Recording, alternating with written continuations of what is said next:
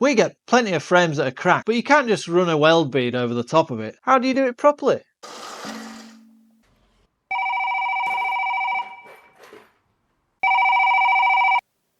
Hello, it's Paul at Ellis Briggs. What can I do for you? You've got a frame with a crack in seat tube? That's a coincidence. I was just about to do a video on how we fix cracked frames. Alright, send it to us and I'll have a look at it.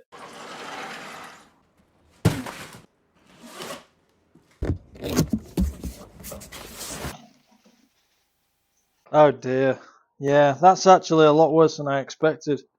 It's actually broken the whole way around at 360 degrees. I think what we're going to do is we'll cut this tube off here, we'll melt all the brass, clean it out with a wire brush and have a look and see what we've got. And then we'll figure out how we're going to fix it. Well, that frame turned out to be a can of worms, but it explained why it cracked. So we know drain hole in the bottom bracket, any water that comes down the seat tube is just going to collect to the bottom, and obviously it just rusted round the bottom, and eventually from riding it just cracked all the way around. Right, let's get the top of the seat tube out.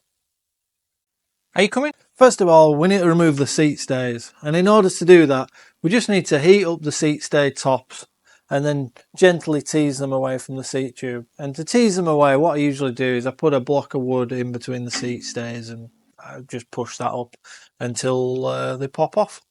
You'll notice as I'm doing this that the seat tube is also starting to split, and this is because on this frame the seat tube that's been fitted is just a standard seat tube, which is really meant for lugged frames. And at the bottom of the slot at the back, it was already cracking to both sides. There's just not enough material there to really counteract the stresses in the seat clamp, and so that's why it's pulled away as I've pulled the seat stays off. Next we need to remove what remains of the seat tube. So for that we just need to heat around where the top tube joins and melt the brass there, and we'll scrape off as much as we can with the wire brush, and then after that we'll just tease the seat tube away. So we're halfway through now. In the next half of the video we're going to really fix this frame and future proof it so these problems don't occur again. But first,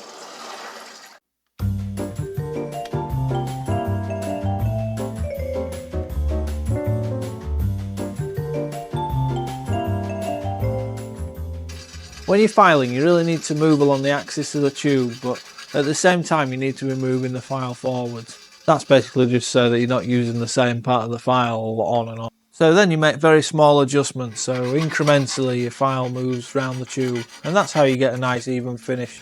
And it doesn't look as though you've just attacked it with a file. But here's what we really needed to stop the rust in the first place. It's astonishing that such a crucial detail was overlooked initially. In fact, I can almost see my mentor Andrew shaking his head disapprovingly as he looks at this.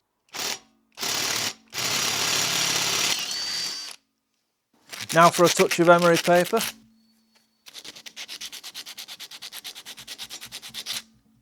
Next up it's the replacement tube, which is the real secret sauce in this one. It holds the secret to thwarting any further cracks around the seat lug without changing the overall look of the frame. I'll spill more secrets on that when we get to the end of the repair.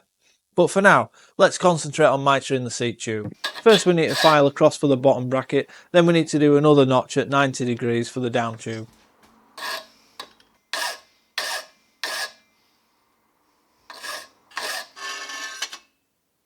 Now it's time to play with some fire. So first of all we need to tack the seat tube in and align it to the table. The alignment procedure is pretty laborious, but we want to get a straight frame at the end.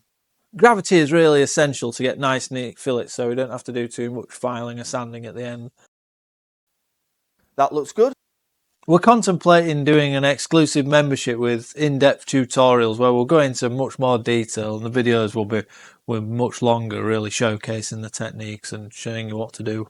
So if that piques your interest, let us know in the comments below. Also, if you've got a frame that you'd like us to work our magic on, you'll find a link below in the description. And you never know, we might even feature it on the channel. So you want to see the finished repair now? Well, actually, I'm not going to show you that right now. I did promise I was going to tell you how I did the fix to the seat boss. So if we have another look at the original seat tube, here, this section here is just the same diameter all the way down to the bottom. And it's 28.6 millimeters, or 1 1/8 in old money. And the seat post that fits inside here is 27.2. So if you take 27.2 off 28.6, you get 1.6 millimeters. And then if you divide that by 2, that gives you the wall thickness. So you're only getting a 0.8mm wall, which isn't very thick.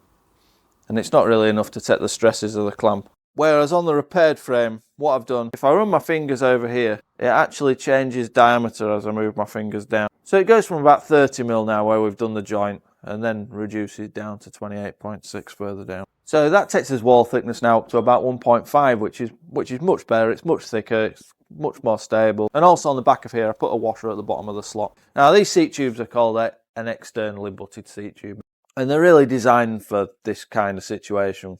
One way, you don't want to make a sleeve to go over here, but you don't want to use a standard seat tube. In fact, if you look around at a lot of welded frames and run your fingers over, you'll find that that's what they have. I'm sure you want to have a good look now at the rest of the frame, so here it is.